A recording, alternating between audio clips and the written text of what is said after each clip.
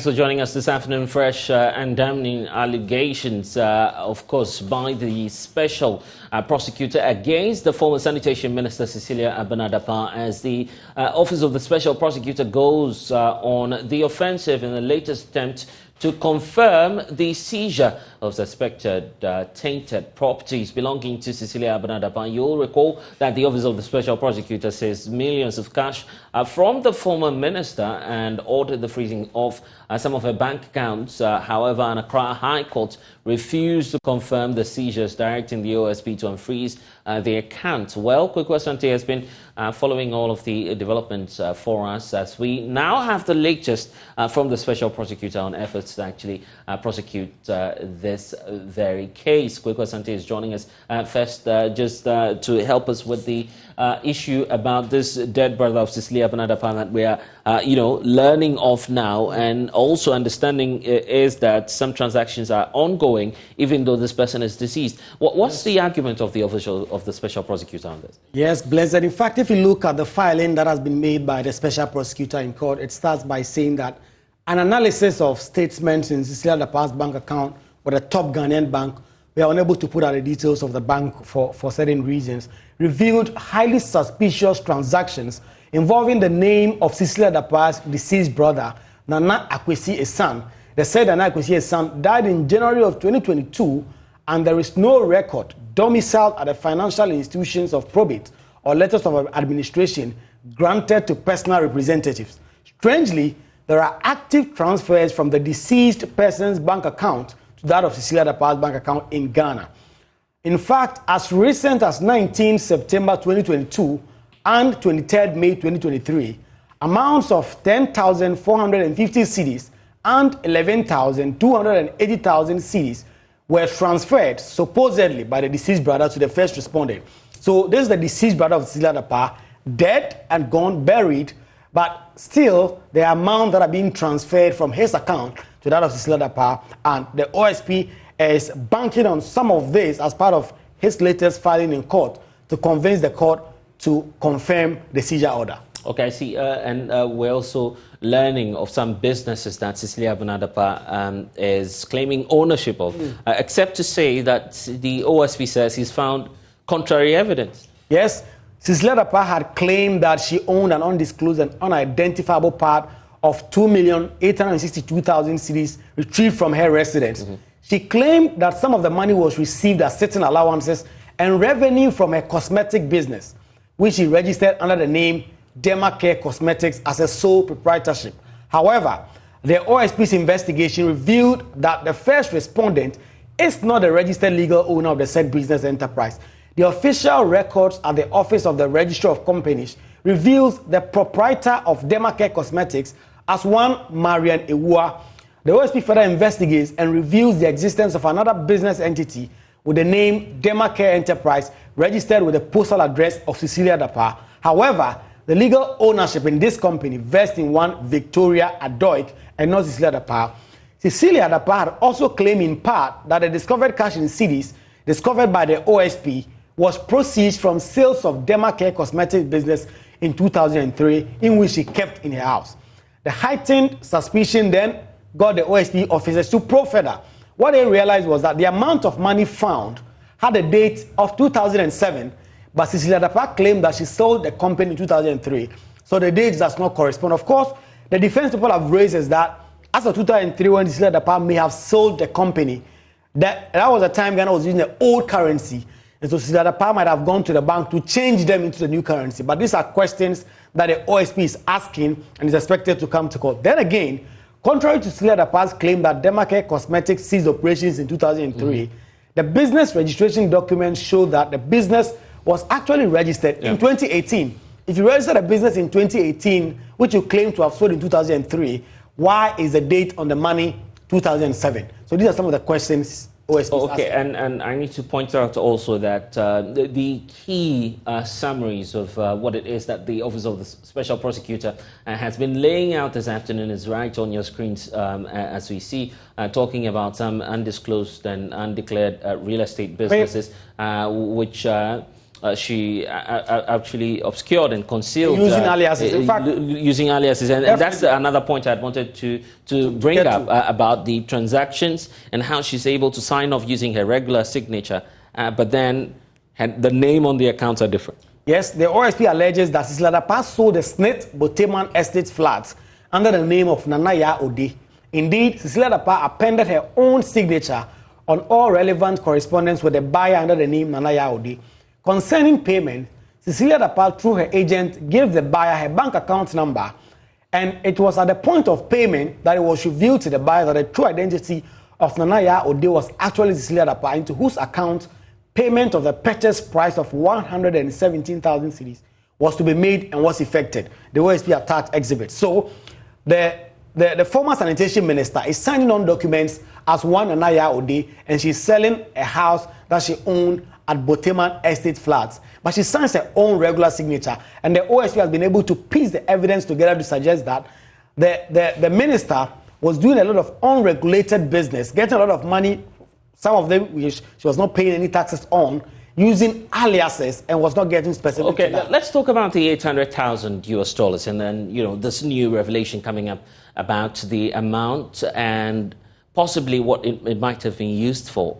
This is supposed to have belonged to a certain deceased brother, as the report is indicating. What did the OSP find? The OSP finds that this $800,000 said to belong to the deceased brother of Cecilia Dapaah had actually not been proven, and that at the time the person was deceased, there was no evidence to back the point that that deceased brother of Cecilia Dapaah had entrusted her with a certain amount of money. The OSP, of course, is going to investigate the specifics of the business or the work that the brother of Cecilia Dapaah was doing that could fetch him $800,000. But ultimately, the special prosecutor is asking question is that amount of money must be proven as to how the chain of custody, who handed over the money to the brother of Cecilia Dapaah, how did it end up in the custody of the former sanitation minister. Precisely. According to the special prosecutor, the investigations he has conducted so far does not point to the fact that story is plausible. Yeah, and indeed, we'll keep monitoring the space because a number of claims we're seeing here, lots and lots of them unfolding. But of course, this will also point to the reason why the OSP wants the account frozen once more, I guess. Once more, yes. The OSP failed the first time to get a court to confirm the freezing order and the seizure. And so he's going to court again, this time with more evidence. The OSP says the first time he thought he had crossed certain hurdles, and so he did not attach almost all the relevant evidence that he had. But because the court said that he was basing his case on public sentiments and not on facts, the OSP says, I'm giving you all the evidence that I've been able to gather so that the new court will be able to make a decision on that. And so 18th of October 2023, just a month from today, we expect another Accra High Court. As of now, we do not have the details of the specific judge who heard the case, whether it is the same judge who denied the earlier request. And so on the 18th of October, the special prosecutor will be making a second attempt to get this confirmation. Any comments from the lawyers of Cecilia Dapaah so far? Because the last time concerns were raised by the lawyers of the embattled former sanitation minister. The point was simple, that, the calculations, amount of monies we were pointing out to, and the ones the OSP had released to the public was, not entirely the case. Now we're getting more funds and more amounts of monies being mentioned.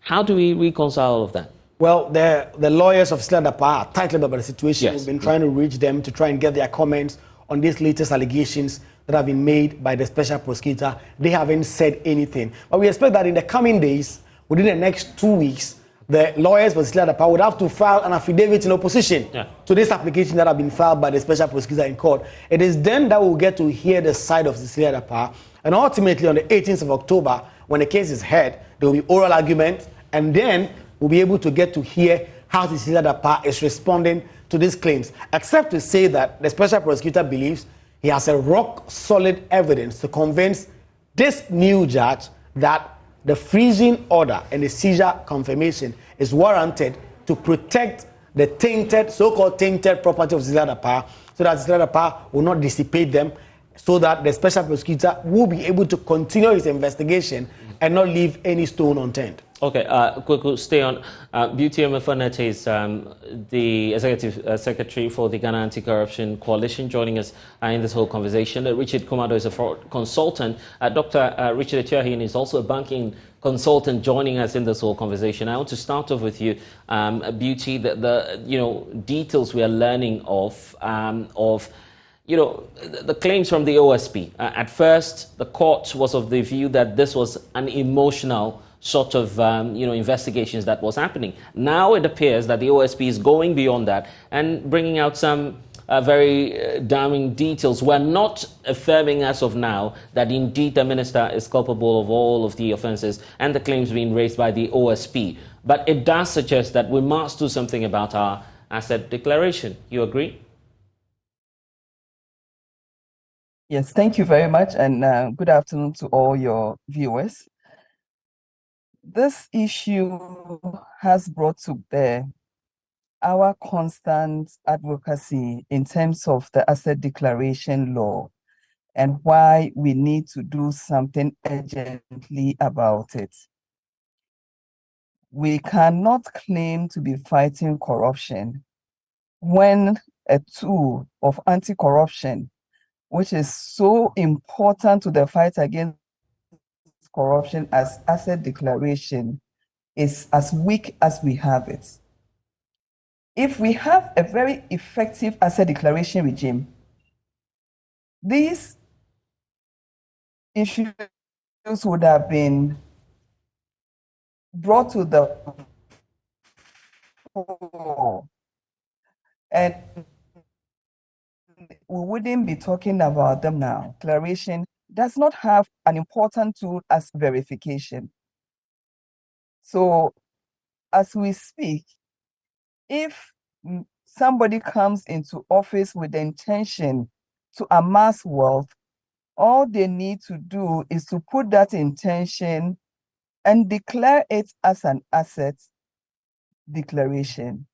And it could then put them in a good position to be able to take advantage of the system. And that is why we think that verification is a very important tool when it comes to asset declaration.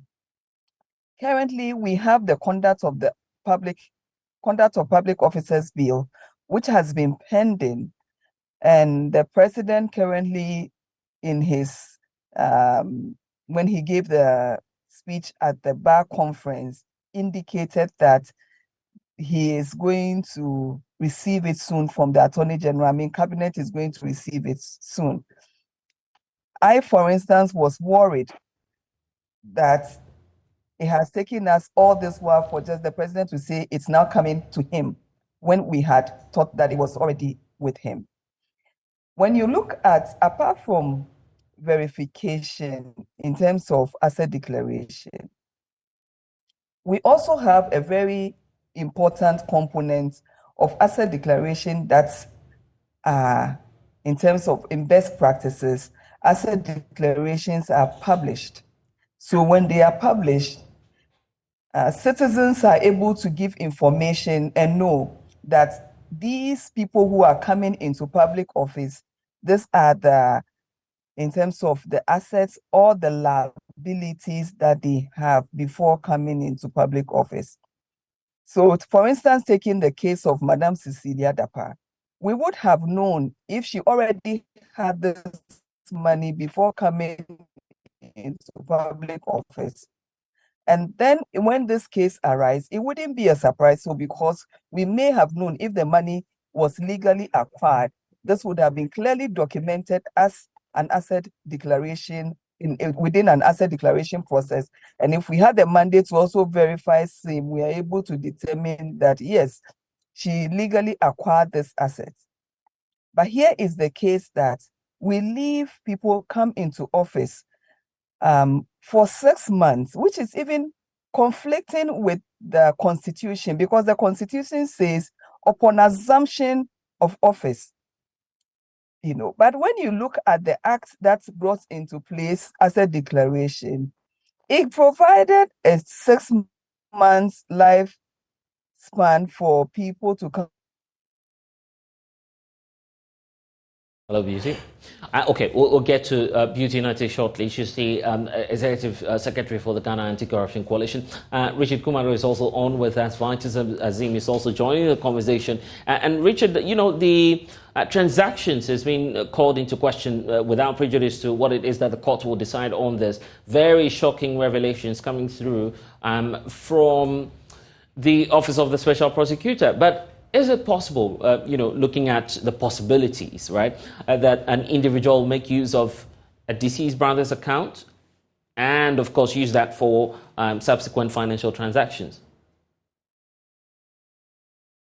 I kindly unmute from, yes, I can hear you now. Yeah, right. That is first. And having worked in a bank before and having trained bankers across the globe on many of these areas when it comes to financial crime and crime in general, I think there's a lacuna the Office of the Special Prosecutor is trying to cure. That because he's a high-profile politician, the Special Prosecutor is taking his time to cross all the T's and to dot the I's. By getting this information and to reconcile the books from the particular bank or the number of banks for which the disease or herself has had these monies, it wouldn't be any difficult task at all. When you are opening an account as a politician, or when you become a politician, or you are given a position to serve in your party or to serve your nation, the banks does what we call the risk assessment, and they risk rank you as a politically exposed person. It is the MD of the particular bank that even takes the trouble to perform a compliance function on your account as to inflows and outflows. And any suspicious activity or any unusual transaction on your account would have been franked. These details will be with Bank of Ghana. These details will be with FIC. And these details will be with the bank. So if it turns out that she actually has these monies in relation to many of the monies that is being found, the reconciliation will be easier. But blessed, this is the thing in this country. There's no convergence criteria between the financial sector and property administrators in this particular country. When people go to Lands Commission, they usually wouldn't declare properties in their names. It will always go to their relatives or friends or people who front for them. And therefore, those monies that they place into the bank in typical area of money laundering will have little or indirect relationship with the particular suspects that have come under financial crime interest. And that is where investigators will need to go behind the scene and do a little bit of digging. And even that, to follow the proceedings at the court, to link the particular individual to a particular property in line with a particular crime that has been committed, you will need to be a little bit of genius, and you might have been on this job for a very long time. Question about, in the case of Cecilia Dapaah, how come all of these things have happened, indeed if they have, as the OSP is pointing to, and no detection at all within our system? No, I believe that the banks would have raised the red flags. Bank of Ghana would have gotten it. It is politics as usual. I have followed for the past 28 years. And if you look at the trend, the denominator and the undertone of many of these key politicians and their financial malfeasance are being done on behalf of their parties or particular candidates. And the tone there, or the denominator, is political party funding, where there are large sums of money, coupled with the fact that your economy is a cash-based economy, where financial details are difficult to be recorded and exposed, or in terms of informing third parties of what you have done. But I can bet my last breath that these particular banks have the details. Bank of Ghana has it. FIC will have it. With my area of work in training a preventive crime and financial crime for the past 28 years, most of the compliance officers in this country and most of the guys who work in the banks, including the central bank, in the anti-crime and anti-fraud departments, are people who are trained or people who have direct relationship with me. And I'm glad my dad, Mr. Tuahine, who gave me the opportunity at the banking college since 2009, to be training the bankers on fraud, is on the platform. And he will throw more light on many of the things I'm telling you. There will be no way the transactions will not be recorded. Even the correspondent banks of these particular banks would have franked the banks and they would have paid a heavy bill. I suspect they were raised, but nobody took them seriously until this particular case came up. To Dr. Etiahini at this moment, and Dr. point about financial transactions and some of the laws governing it. Looking at what's happening in the case of Cecilia Dapaah, as the OSP is reporting to us, this is just a scenario because we are not able to confirm if entirely what it is that the OSP is saying is entirely true, because we need to wait on the courts to look at the facts and to decide. But the possibilities of the breaches, that also is pointing to some of the challenges we have within our banking system, isn't it? We just lost Dr. Etiahini. Vitus Azim is an anti-graft campaigner also joining the conversation. Mr. Azim, issues of corruption up again in the Cecilia Dapaah case. It's never ending, is it? But for you, where do we pay attention to? On the politician who's often the scapegoat, or the entire system, and trying as much as possible to look at how we can tighten the measures? Look at, for instance, the asset declaration regime that Beauty was talking about earlier, and to ensure that we protect the system.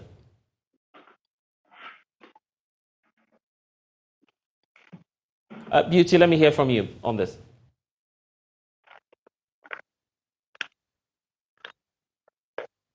And kindly unmute for us, Beauty.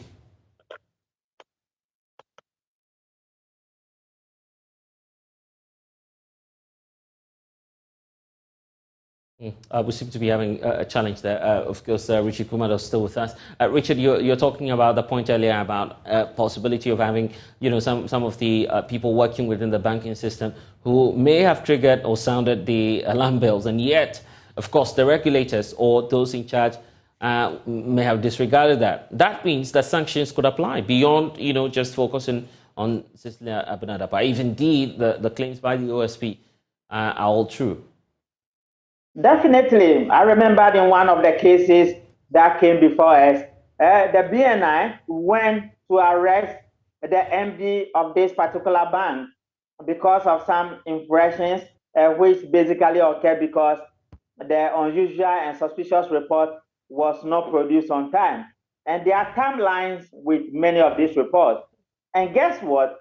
The ramifications and the consequences of fighting money laundering acts or financial crime, when it got to do with high-level politicians, goes beyond the borders of Ghana.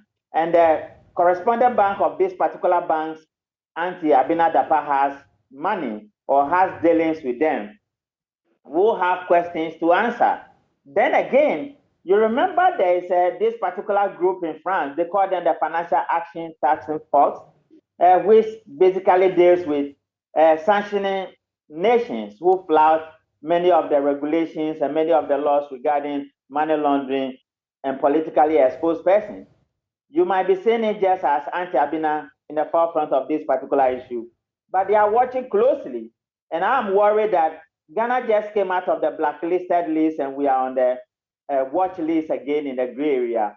If care is not taken and we do not come clean with all the collaborators coming into some level of conformity, Ghana is likely to be blacklisted again, and that may create some financial difficulties when it comes to some basic transactions across the globe.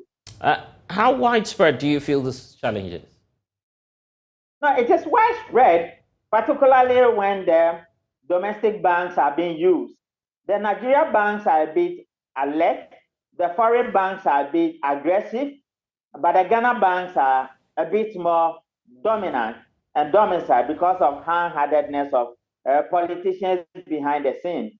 I think we will need to look at it again as a nation. Why has politics become an area of fraud or an area of irregularities that leads to many financial malfeasance that has the tendency and the potential of creating a blacklisting of a nation such as Ghana in the area of money laundering and financial crime? And this has been our worry.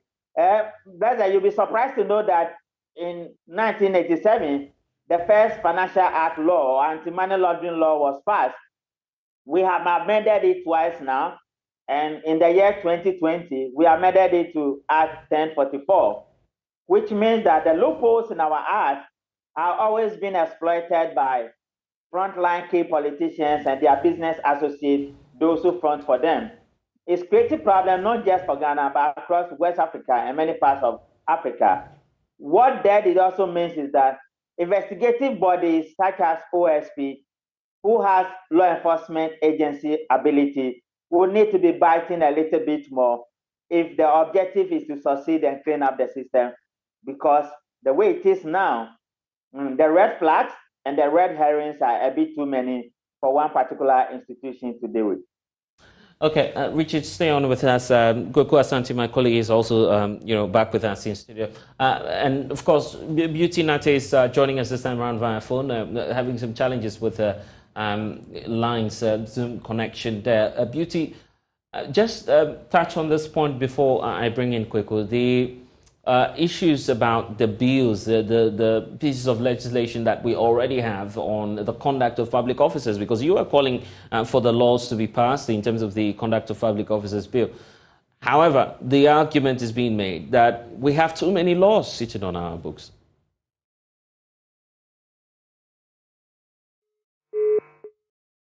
Okay, Kweku is still with us. Kweku, the point about the code of conduct for public officers and the bill that many CSOs have been pushing for. You are in Parliament as well, and this conversation has often come up with leadership of the House comment on this, especially Osei Chairman Sabunsu, for instance, who's very passionate about changing the frame. What's been the argument in Parliament as well? So both sides in Parliament, both the NDC and NPP sides, agree that there's the need for that law to come in. But of course, Parliament is a little bit handicapped because the bill has not emanated yet from the executive arm. The bill is still going through cabinet, and just like you've heard Beauty Nate say there, the president said at a bar conference that the bill will ultimately come to him. We expect that he will give it some executive approval, and then the Attorney General can lay it before Parliament.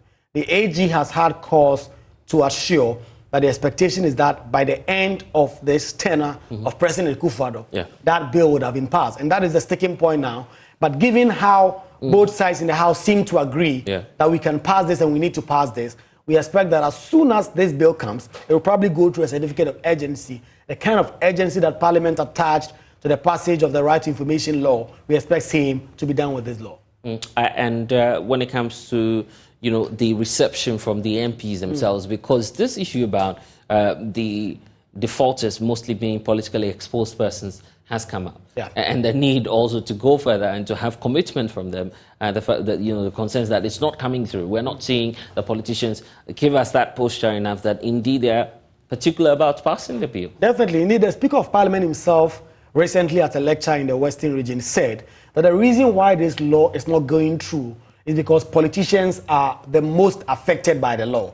They would have to comply, and some of them do not want that, and that is why this bill is being frustrated. The fear that is being shared by many is that even if this bill comes through Parliament, by the time it gets there, it would have been watered down so much that it would have literally no effect. And that is the concern of members of Parliament and people who mean well and are asking for this law. And so, whilst this is yet to come, there's this largely concern that the politicians may be paying lip service, coming out every now and then and saying that they are really in supportive of any calls to pass this law.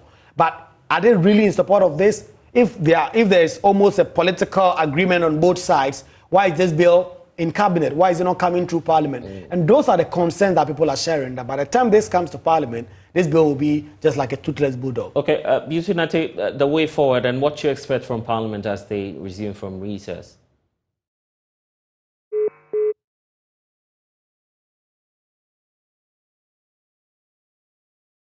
Okay, I would have to move on. Richard, let's wrap up with you. Your final comments and the way forward, your expectations from Parliament as they return from recess.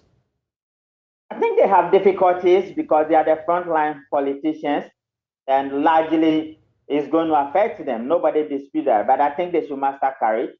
We are working together to clean up the system. And if it doesn't end with them, it might end with somebody else. I will urge them and encourage them to pass the bill. And not just passing the bill, but the law enforcement agencies must also take their time, build capacity, and begin to deal with this political fraud that has negative influences on businesses and the nation as a whole. Grateful. Thank you, Richard, for joining us here on the Pulse. Lots of happenings in court today because the Chief Executive Officer of the defunct gold dealership firm, Apia Mensa, has pleaded not guilty to all 39 counts of offences, including money laundering, defrauding by false pretense, and also carrying on deposit taking without the requisite licensing regime. He made this plea in his first appearance in the High Court today after, the case witnessed several adjournments until the fresh charges were actually filed against Apia Mensa at the end of last month by the Attorney General. Richard Kojinyako will be joining us with details shortly on what transpired in court today. First, though, here's the Deputy Attorney General, Alfred Tia Ibo, assuring his readiness to prosecute the case until the very end. At long last, after 3 years, the state is now well set to commence the hearing of this particular matter. And today, we were in court for the first time in the High Court. We've dealt with the initial matters.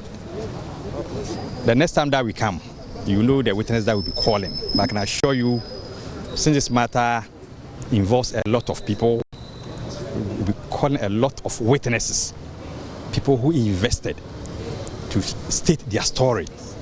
And so hopefully by the time we come back on the 27th, you have the full complement of the witnesses that will be called. But I can just only let you know that we are going to call a lot of witnesses to establish our case. Would that be closer to the 16,000 complainants that you indicate? No, definitely no. If you take the charge sheet, you realize that it's not all of them that we've indicated as people who deposited, but we take those ones that we think are relevant to prove our case. The lawyer of the accused sought to claim that you had some inconsistencies in your facts and that even SEC that closed them down, you did not state any law act for which they've broken as far as the SEC Act is concerned. You see, at counsel for the accused person, that is the job that he's supposed to do as defense counsel. That's why I indicate to the court that we disagree with the theory that he has propounded. On our side, we are looking at what the law says. We are looking at the various breaches. So if you have not mentioned SEC law, it doesn't mean that ordinary case has fallen. No, we know what we are doing, and we know where we can get the evidence to nail the accused person. I think his client had a thinking that having established certain entity, no law will catch him, so to speak. But we've also delved deep into the law. We've come up with these charges. Let's wait and see whether these charges are not the right charges that we have to prefer against the accused persons. We are of the humble opinion that this is a matter that we must apply to the courts for an expedited hearing. So at the case management stage, we'll put up that application and request the court, subject to the court's convenience, to have this matter heard on daily basis. We want this matter to be heard so that those depositors can know their fate, so the accused person also can know his fate. Well, the Deputy Attorney General there indicating how resolved he is to prosecute the case. Joining me now is Richard Kojinyako. He was in court earlier today monitoring all of the activities, and it's refreshing to see that Namwan is back in court, at least. Yes. You're excited seeing him. Yeah, so in court I was sitting right That's just by the way, please. I was sitting right behind him. Oh, yeah. Oh, I hope some cash was falling off. We shook hands, really. Yeah, just that. It's just that before the Menzgold customers come for you. Anyway, but tell us what transpired in court today. Well, so Nana Apia Mensa was in court. The lawyer was in court. Akufu was in court, and his plea was taken. Yeah. Basically, the charges were mentioned one after the other, 39 of them, and then he pleaded not guilty to all the 39 counts of offences, ranging from money laundering, abetment to deposit taking without the requisite licensing and all of that. But in that case, his lawyer had some shots at the prosecution's case.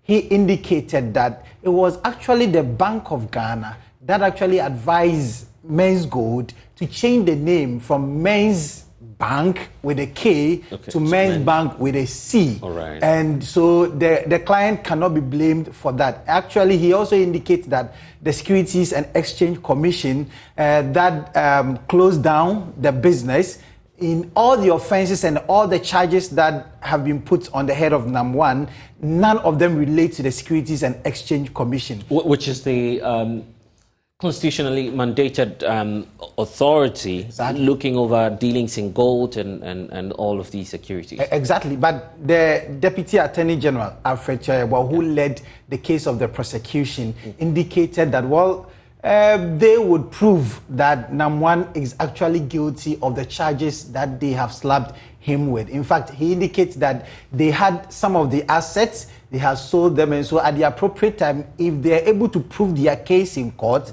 then they would see what they would do with the customers of Menzgold. Listen to the facts. We told you about some auction that we've made with respect to some vehicles. Told you about some gold bars that we also had or we seized from the accused persons. And we've also had an indication about some property that we have frozen. We are looking at all these properties. In the fullness of time, we know the extent to which we can also use the proceeds to cushion the depositors. But for now, we've not been able to prove the case against the accused person, as you know. But in the course of proceedings, who knows, the accused may even come up with a proposal that even though he's not guilty, the property that we have may have to be auctioned, so give it to the person. So we are looking at various options. But to us, our main aim is to prosecute him, and if need be, if he's convicted, he should be made to face the law. Let me state this record. Let me just make sure that I do not state things that people may say I'm not trying to sympathize with the depositors. Now, if you go to the United States, if you go to the UK, if you go to the world, all the other countries, economic crimes or financial crimes, they are the most difficult crimes. They are the most difficult case to prosecute. You need to spend a lot of time to look at the evidence, comb through the evidence so well. If you fail to do so and you want to rush with the prosecution, the only assurance you can have is that you are likely to fail. In our case, we've taken our time to go through the voluminous record. We've taken our time to look at the evidence available and make sure that we do the right thing so that the customers also will have justice. So that's what we are seeking to do. Let's forget about the circuit court one, because we have to use that time to dot the I's and cross the T's. We are now set to prosecute the matter. The amount you have been putting before the court, are they accurate? Because the defense has been, having issues with that. That's the case of the defense, and we have the case of the prosecution. When we get to the trial, we know whether our amount is wrong or the amount is right. So let's wait for them. Okay, so there are reactions to this because management of Menzgold still believe they have a case. Yeah, so the chairman, I spoke with the chairman of the aggrieved customers of Menzgold, and they are excited how the AG is proceeding with the case. They are even excited because for the first time, the AG has slapped NAM1 with some charges, and they believe that they will get their money. The chairman of aggrieved customers of Menzgold, we realized that the charge sheet that was presented at the court, quite a number of the figures that were mentioned from the customers had disparities, for which reason we need to amend those figures with the Attorney General. So we were calling on all customers, in fact, to be bold enough to step out and come with their documents.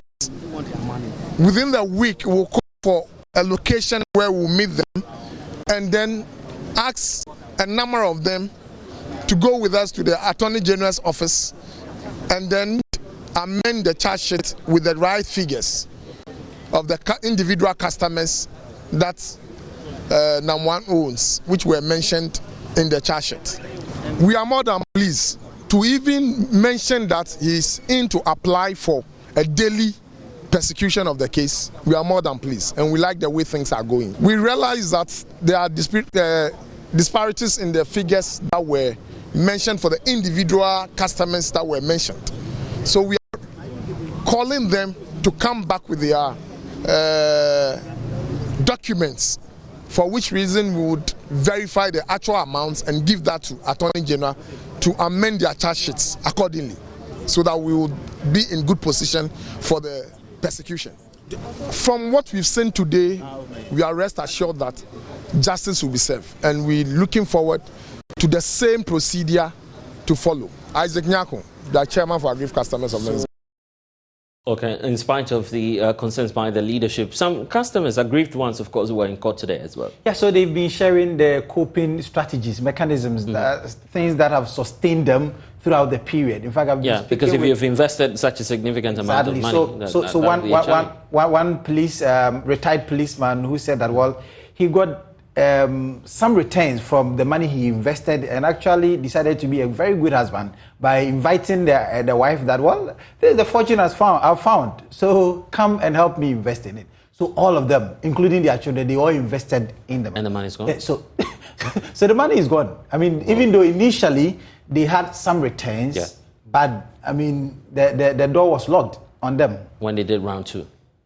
Yeah, exactly. Yeah. So you see, when he was enjoying, he decided that I will not enjoy alone, because the wife said, my husband has been enjoying, so let me join my husband. And so the wife joined, and then the door got locked. Okay, they've been sharing, and we'll listen to them shortly. The point about even Namwan himself, you know, the first time appearing in court and knowing that this is going to be possibly, if the court agrees, a daily hearing. He's not in the best of health, we understand. That's the latest. That's true. So he's not in the best of health.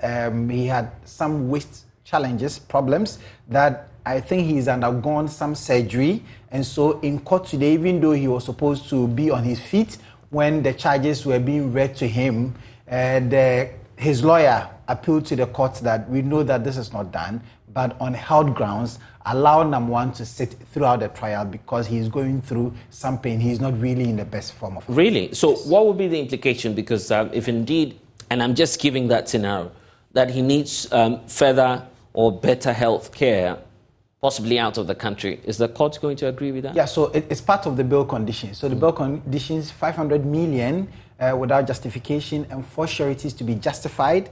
And then he is also expected to deposit his passport at the court registry, and then he can make an application whenever he wants to travel. And then finally, he is expected to go to the CID headquarters every Thursday to announce himself. Just to report himself that he's still in the country. Concerns about the fact that Namwan possibly may be a dual citizen. That also came up in court. It came up in court. In fact, the lawyer for Namwan said that it will be a huge surprise to him if it turns out that Namwan has 2 passports and is a dual citizen, and if one of the passports is taken by the registry and he's still holding on to one and will be able to travel with it. In fact, it will be the biggest shocks of his career. In fact, the judge also even put it to Namwan himself that should the court find out that you hold another passport apart from the Ghanaian passport, once that you have testified before the court that it is only the Ghanaian passport that you have, the court will deal with you. And so Namwan has certified that indeed he holds only the Ghanaian passport. Okay, Richard Kujinyako, monitoring events for us in court. We're taking a break here on The Pulse here on the Joy News channel. When we get back, Africa is in search of transformational leadership. You want to hear all about Pan-Africanism when we get back. Please stay. So staying with us, details have emerged of how a house help murdered his employer at Sokoban near Kumasi. The details contained in court documents revealed the accused, John Alista, got hired a day after applying for the position of a house help from an Accra-based employment agency and allegedly committed the murder 6 days after resuming work. The Esokore Mamport District Court was told how the key suspect applied to become a house help and got posted the following day to his new employer. He ended up murdering. My colleague Gohimin Tevia was in court and comes through with this report.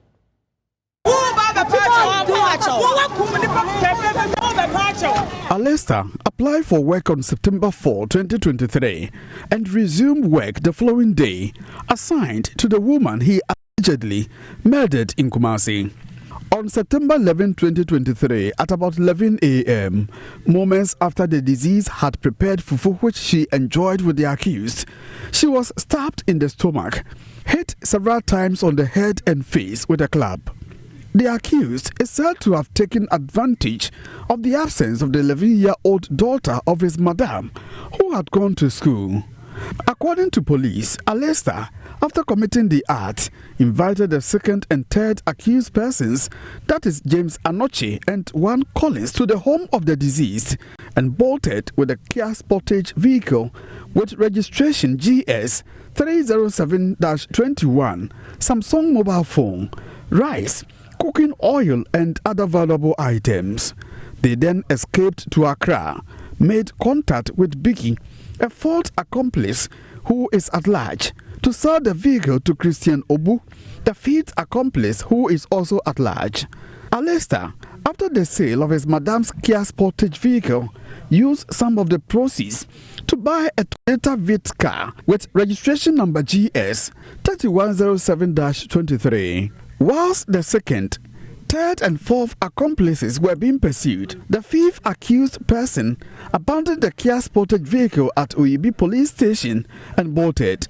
Following a report to the police, the crime scene management team discovered the body of the late Stella Osei, also known as Princess Efia Ahinkai, in the garage of her Apaso home.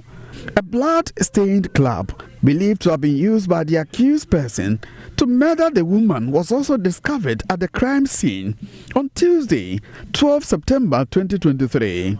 A police intelligence-led operation led to the arrest of the first and second accused persons in their hideouts in Accra on September 14, 2023. The two were then escorted to face trial in Kumasi. Prosecution, led by ASP Stephen Ofori, prayed the court to grant a request to release the Kia Sportage to the husband of the deceased, whilst a Toyota Vitz vehicle acquired with proceeds from the crime is also impounded by police. Despite the plea of the accused persons not being taken, the key suspect broke bounds, raised his hand and signaled the court he had something to say. He told the court he has accepted responsibility and pleaded with the court to be lenient with him before the Asokwe Mampong District Court. But prosecution, led by ASP Stephen Ofori, says due process would be followed in the trial. This is a case of murder and the due process has to follow. Even though he has told the court that he admits whatever happened, but the due process must follow. So when docket is completed, it will forward to AG for his advice before the processes will start. That's the saddest part. A father-in-law to the deceased, Yao Yabua, who witnessed proceedings in court, says he was saddened to hear 5 persons were involved in the murder. According to him, the husband of the deceased, who is based in the United Kingdom, has been crying all day over the callous murder of his wife. You arrived tonight from London, but you've been crying all along. From Asokwe Mampong for Joy News, Wahime Interior reporting.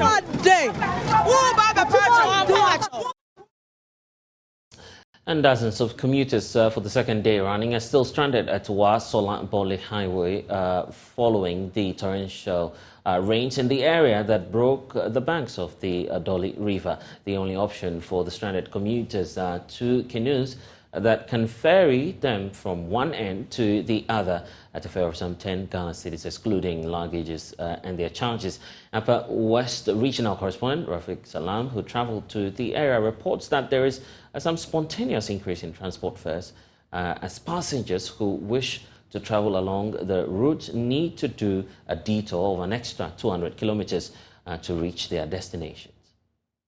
The 12-hour Sunday rain came in torrents. Its intensity has never been seen in the enclave for decades. The effect is catastrophic and of monumental proportion. The Dolly River, that has not been desilted for over 2 decades, broke its banks as a result of the violent floods and cut the highway into 2 equal halves. Maze of commuters got stranded on both sides of the highway. The well-compacted gravel-sealed bitumen was completely washed off, leaving only the skeleton of the concrete bridge. There was no human casualties but farms closer to the waterways were destroyed. Passengers wishing to continue their journey only have one option: 2 canoes to ferry them from one end to the other at 10 Ghana cedis, excluding luggage charges. I am carrying my load. What I'm going to do is business to eat with my mother and my brothers. So it's very difficult to cross. So where is the vehicle for you to pass with? No vehicle. We are using just some small ship to cross to Bole. A ship from where to where? Bole. Ship? Where is the ship? There is no ship there. However, if you are faint-hearted and have phobia for the water that is about the size of half a football field, you have to take a detour of about 200 kilometers from either Sola through Fufusu Junction and Tachiman, or the vice versa. Communication lines were also destroyed by the floods. And so this is the fiber cable, and they are also trying to retrieve the cable to enable them to restore the lines of these communication services here. So you can see that one of them is from Vodafone. Tell me, what's your name? I'm Emmanuel Baberihin. Okay, what are you doing now? We are trying to restore the link. This link has affected so many sites. So yesterday we were here, but we couldn't restore it due to the water content. It's today that we came back and we have access to the cable, and we are now trying to lay the cable across so that we do temporary work and later on we come and do the normal work.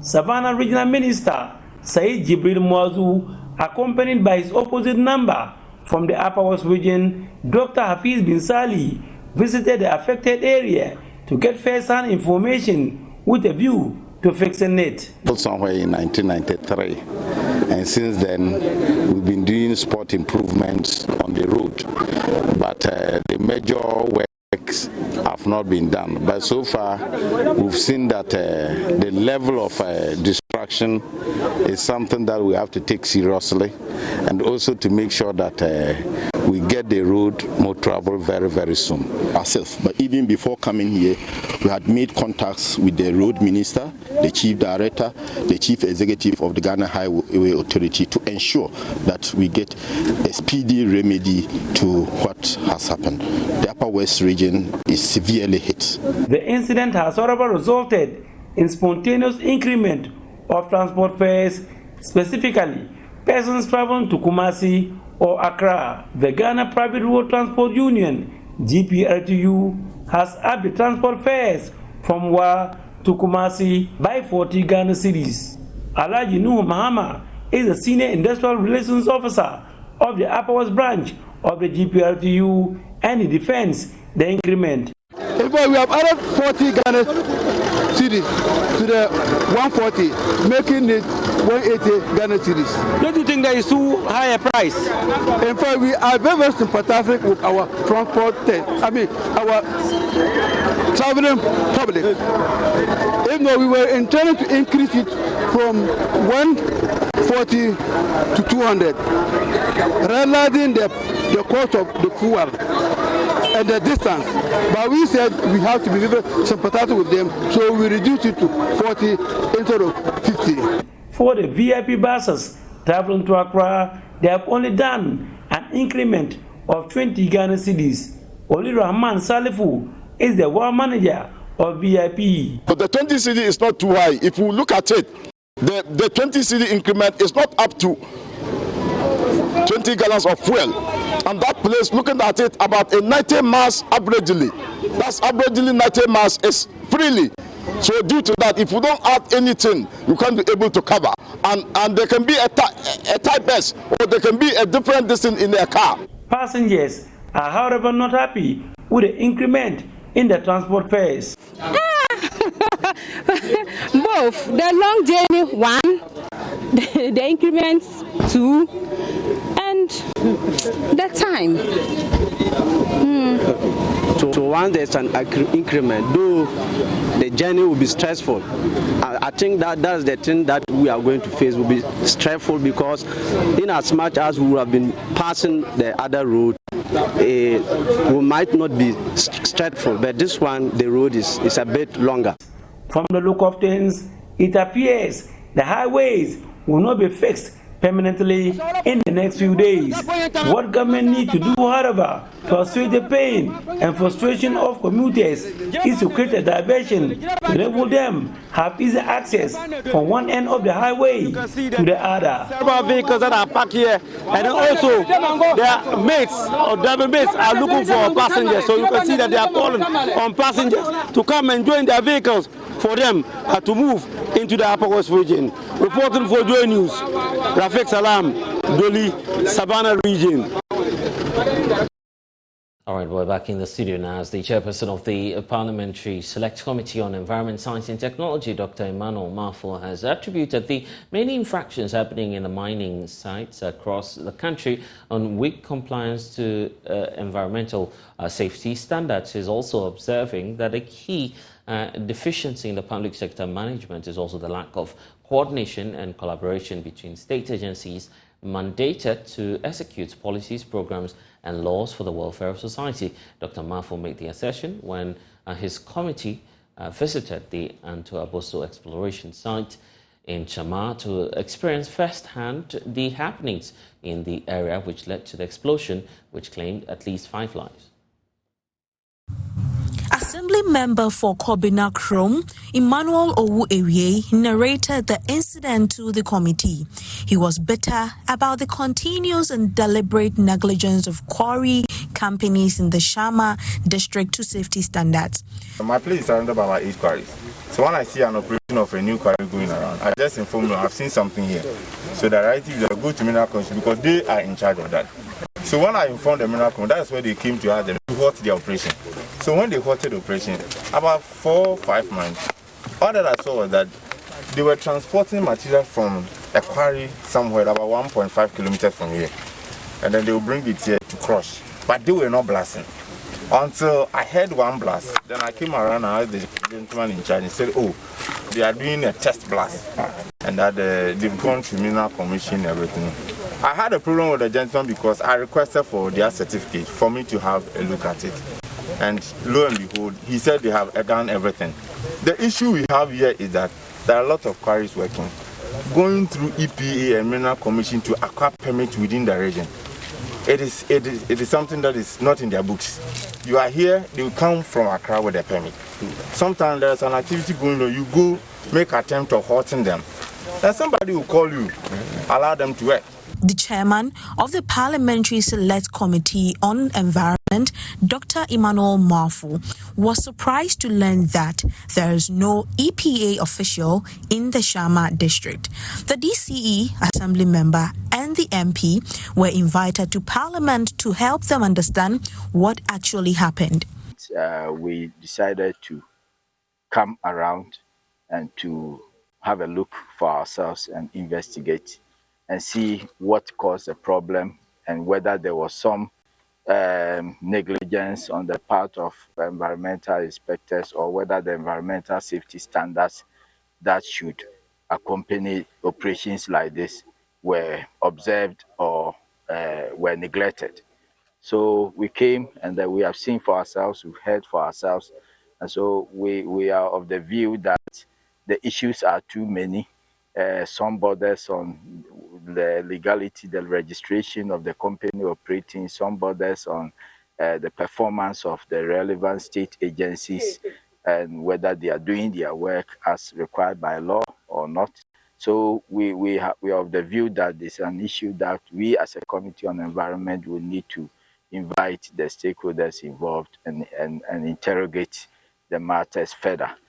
Dr. Marfo was unhappy about the manner illegal activities are gradually becoming a norm in the area. He was concerned about the lack of compliance to environmental laws and how the situation was causing grave damages to the environment with associated health and economic challenges. Generally, our findings is that galamsey is still pervasive even within the official concessions. And we think that for the official the companies that have concessions, the state has a responsibility to protect the concessions, and that one we must go back and make sure that we mobilize, the forces of the state to make sure the boundaries of these concessions are protected so that people can do their business. We don't want anything to go out there that in Ghana, when you acquire concession, illegal people can even invade your concession and then operate in your concession. That will reduce business confidence in our country, and it will affect investment. It will affect our economy, in the long run. But apart from that, we are also concerned about the lack of reclamation and restoration of degraded landscapes. The Anto Aboso is host to about 8 queries and raises the concern for proper environmental management practices to safeguard lives and properties in the area. And now the World Health Organization has expressed worry over the exodus of Ghanaian health professionals out of the country in search of greener pastures. Recent surveys have shown that at least 3,000 registered nurses and midwives left Ghana for better working conditions in Europe and the United States, with a breakdown of the details further indicating that over 90% of Ghanaian doctors prefer to work outside of the country. Speaking on foreign affairs on Joy News, representative of the World Health Organization to Ghana, Professor Francis Kasolo, noted that although better working conditions might be the root cause of the challenge where there is a high level of health worker migration, immediate steps must be taken to safeguard the potential impact on Ghana's fragile health system. It is worrying that in Africa, specifically in Africa, where the numbers per capita of health workers is low, that we are losing not just health workers, we're losing the experienced health workers for quote-unquote greener pastures. This is an experience that has had what I would call kind of a cyclical as it goes up in countries, comes down, and so on. And it's related to many, many factors, not just monetary. It is related to the quality of the facilities that our health workers are working in. It is related to where you are posted to work. If you are a young gentleman recently married with a 3, 4, 5-year-old child who needs to go into primary school, into nursery, and then you are posted for a long period of time in an area where there is no nursery facilities, you start feeling that, oh, you're being punished. I mean, I've gone through it. You feel like you're being punished.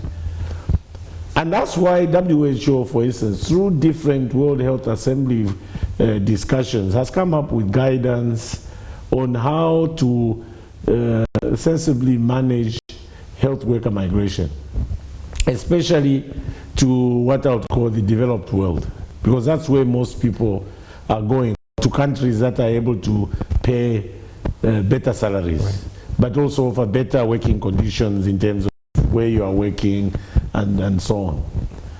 And this guidance specifically encourages 2 things. 1, discussions between recipient countries and countries that are losing the health workers. And this discussion is really about how can we contribute to retaining health workers within the country. Or if they go, how can we get external capacity to come and build the same capacity that has left? So that discussion has to take place. The bilateral discussion between countries on this have to take place under the guidance, of course, of the different guidance that WHO has given. Internally in a country, how can we work with partners, with government, with civil society to improve the conditions, including the communities, to improve the conditions of our health workers? I visited recently Volta region and Olti. And in one of the towns or chiefdoms I was invited to, the community has taken the responsibility of starting to build health worker houses. Okay. They raised the money. They have a health facility. They looked at it and said, look, if we do not have accommodation for our nurses, for our physician assistant, these young people are going to leave. So they've gone around, they were almost completing the facility. And this is what we are saying, that the retaining health workers in your community is not just a government responsibility, it's also a community responsibility. I would want to have as near to me as possible a health facility, so that when I have malaria, I know I can be taken there and there's a health worker to treat me. So it's a combined effort of trying to retain the health workers, but at the same time also giving incentives. Instead of borrowing to actually bowing to the pressure of layoffs and also uncertainty in the COVID-19 period, Davis Koboy made a passionate choice. He actually decided to stand by his workers, holding onto hope and also teamwork as they navigated the storm together. Through innovative strategies and also the strong sense of unity, they emerged from the crisis stronger than ever. The following report delves into the hope story of Davis Koboy.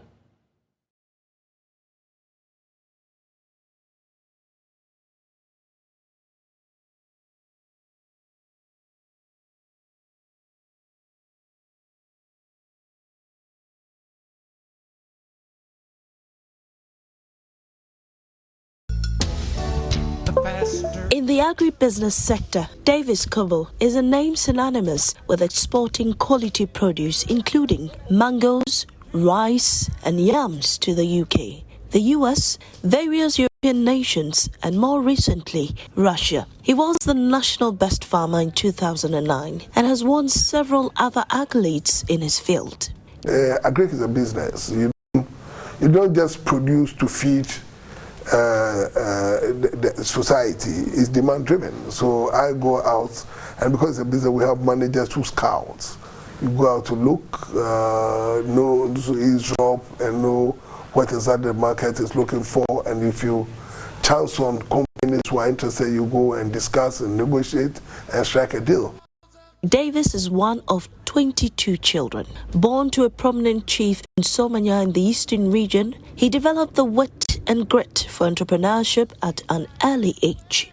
Grew up in Accra, Kufurubia, because I was attending school in Accra, North Kanishni, born and bred in North Kanishni. Oh, and so you see the St. Teresa's roundabout, the one at the North Kanishni, yes, the Agribusiness Cemetery. If you enter all the pillars over the terrible pillars, I did it. And there's one who asked why. Because at that time we needed money. Despite the prospects of a career in engineering, Davis settled for a life in farming, stepping into his father's footsteps. He owns over 11,000 acres of mango farms in the eastern, Savannah, and Upper East regions and has over 100 workers under his wings. Basically, we produce mangoes for exports and also for the domestic market. We supply to Blue Skies and HPW. When you go to the north, we have another wing there. When you go to the north, we are no more Cotton Webbling, we are Mango City. Mango City because we felt, look, that is where the land is, so we are creating a whole city with mangoes. Navrongo, we have 10,000 acres land. We've been able to develop just 1,000 for mangoes, but we do maize and sorghum there. Dabuya, we have 10,000 acres now. We've developed 2,000 acres plus, and we do maize and sorghum there too. Work was running smoothly until the COVID-19 pandemic struck, bringing with it unprecedented challenges. With the air and land borders shut, almost all economic activities ground to a halt. Davis found himself at the crossroads. He had to choose between laying off his dedicated workers or finding other ways to keep the business afloat. When disaster struck, our mind also struck, eventually shattered.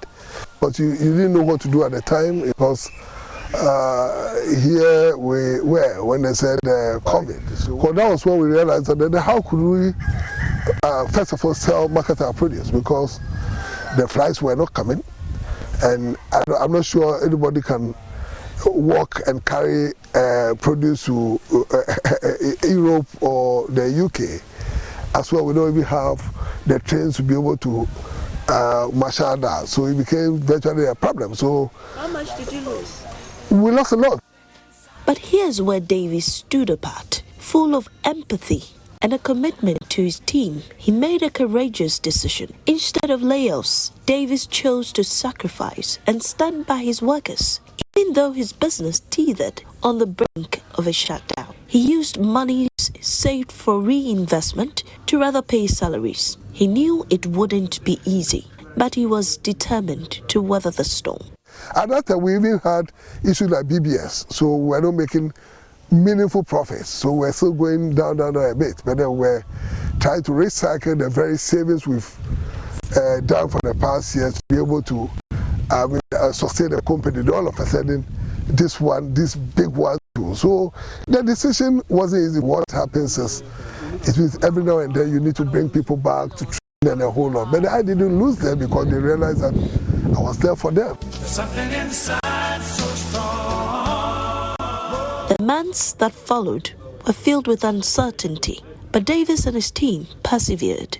They adapted to the changing circumstances, implemented safety measures, and worked tirelessly to keep the business running.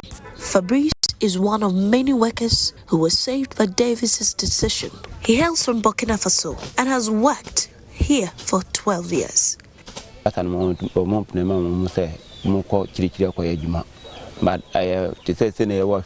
were mostly indoors. We couldn't go out because nobody wanted to contract the virus. It was a time we couldn't even see our friends.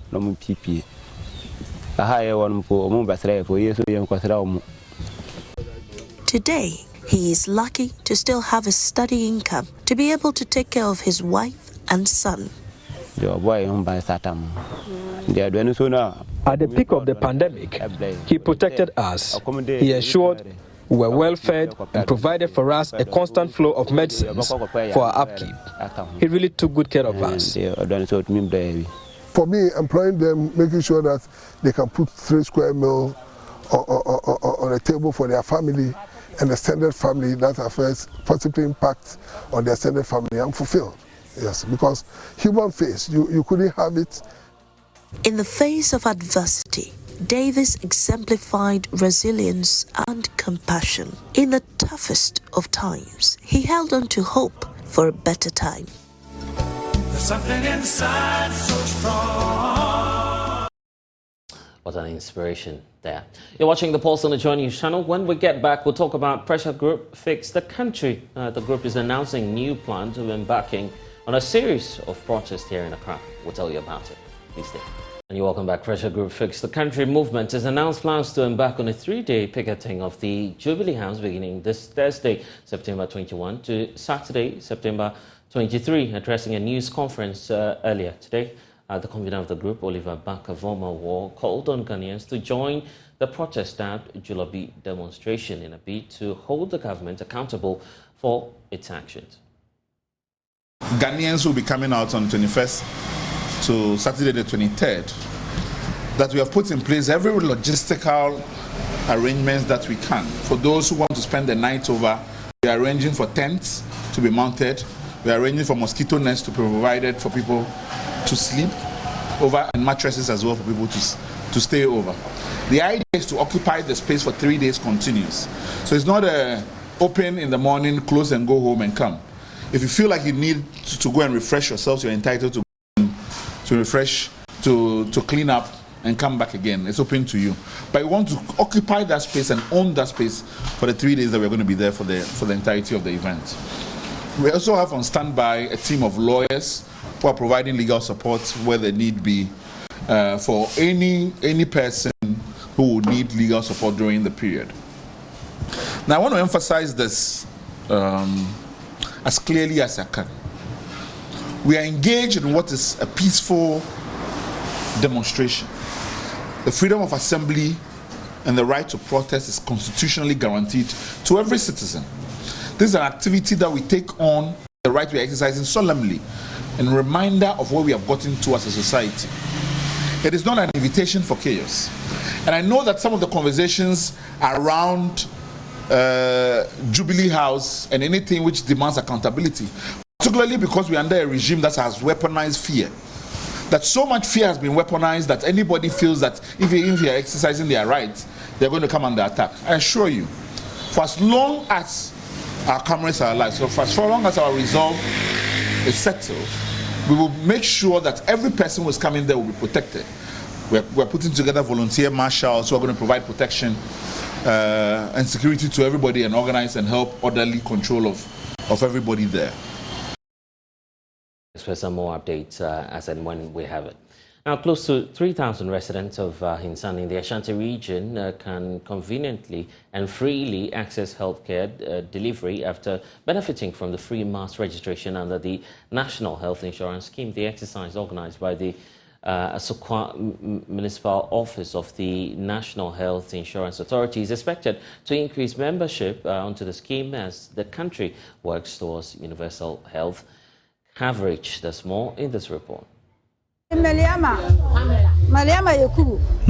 Yakubu, an 80-year-old woman, has in the past year suffered an ailment to her leg, a medical challenge that has depleted her coffers owing to her failure to access subsidized health care through the Health Insurance Initiative.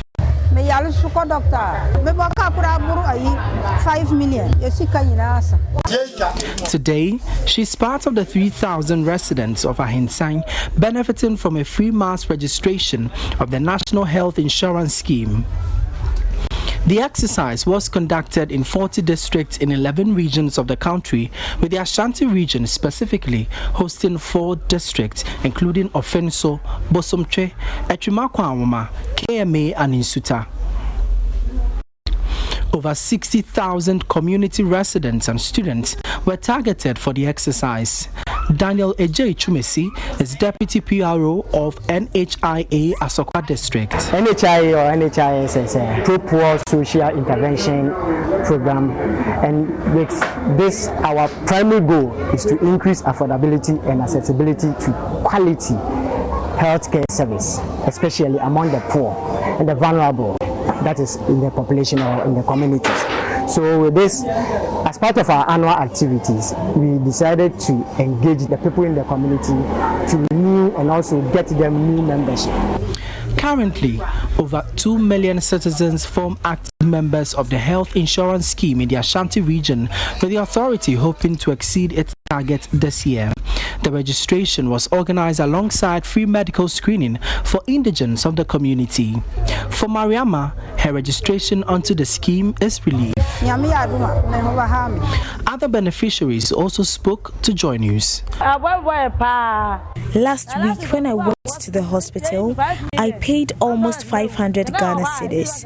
If I had the insurance card, I would have paid less, so this would really help me. We are 7 in my family.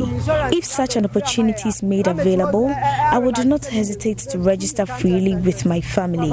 For Joy News, my name is Emmanuel Bright Kweku.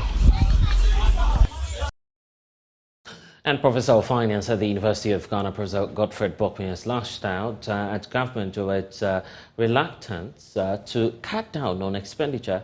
Even in the face of severe economic crisis, the conversation has come up again after the Finance Ministry extended an invitation to bondholders who did not take part in the previous domestic debt exchange program to submit their bonds by Friday for another round of restructuring. Government is targeting a total of some 12.9 billion cedis in this restructuring window. Speaking on PM Express last night, Professor Bokpin expressed concern over government's bloated expenditure. Government is still spending as though there is no debt crisis. Okay, government is still living a lifestyle that suggests that it's a harvest time. If you look at our approach towards our elections and all of that, it tells you that really, this approach of royals versus subjects being creditors can be treated anyhow, anyway, and all of that, I think it's not good for nation building. It's not good for building your own financial markets. And because you see, if you look at the approach government is adopting, clearly, there's very less value actually placed on consultation and recognizing creditors as important stakeholders in all of this. And therefore, it didn't matter much if government didn't even consult those people before even coming out with this reopening and all of that, when they had been exempted and all of that. One would have thought that after such a painful process, we'll be moving quite quickly to bring a closure to this whole domestic debt exchange so that the country can build forward better and inclusively, right? Because you need to generate trust, okay, in your financial system. And so it's a bit concerning the way we are going. Professor Bokpin also noted that the lack of consolidated front by the various bondholders to undertake a comprehensive negotiation is the reason the bondholders are unable to reach better terms with government.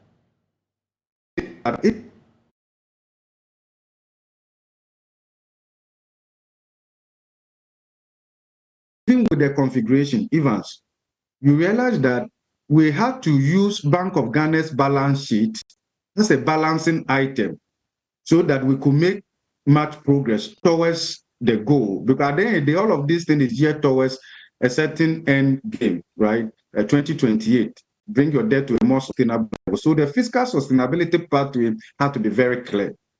All right, so put all this thing together. Then you see, Evans, that the motive for the domestic debt exchange also was to introduce a new yield curve below 15%. Under normal circumstances, that is only possible when certain conditions are present. Inflation was very high, right? And then the currency wasn't stable. So you realize that the new yield curve government was trying to introduce, which would have moderated our interest cost, the yield curve failed.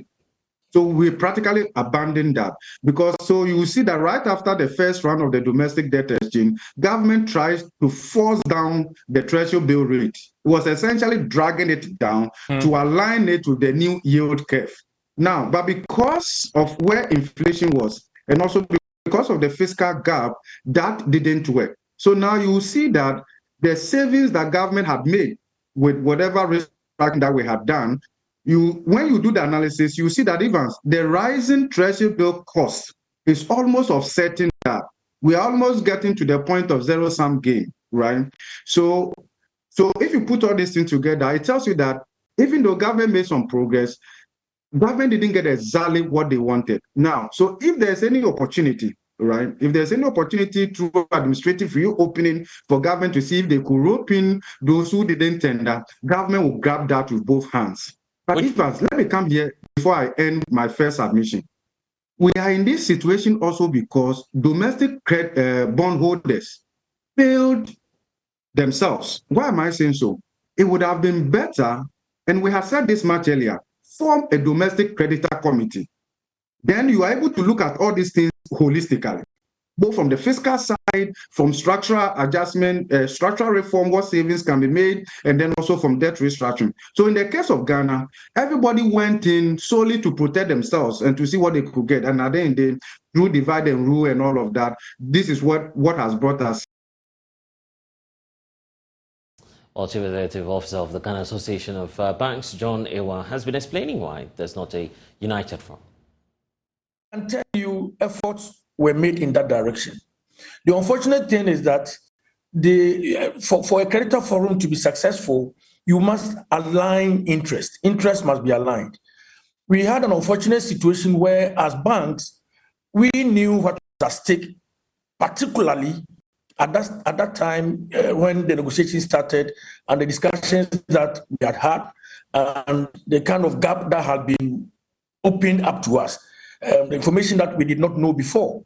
And therefore, we decided that in order to help in the solution side of things, we would rather work with government to have a deal that perhaps is not too good for us, but that saves the country as well. So it was a problem of alignment of objectives. We had a group that said we want to be completely exempt. And then we had a group that said, okay, we know there's a problem. And we are a significant holder.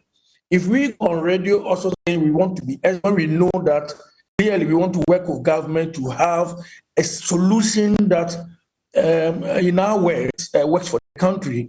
It was difficult coming together when our interests were a bit divergent at some point. Of course, nobody takes delight in taking a cut on interest from 27% to 9% on average.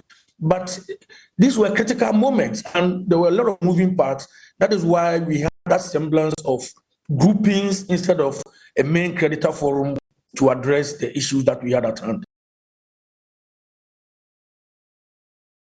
Well, that's all we have for you in this package of the polls. I'm Blessed, so log on to myjoyonline.com. We have lots of stories there for you. Top story there, Cecilia Dapaah's dead brother's account still sending money to former minister. That's according to the Office of the Special Prosecutor. More stories on the page as you log on. We'll see you again. That's all we have for you. Next is Let's Talk Showbiz. Thanks for your time. We'll be back shortly.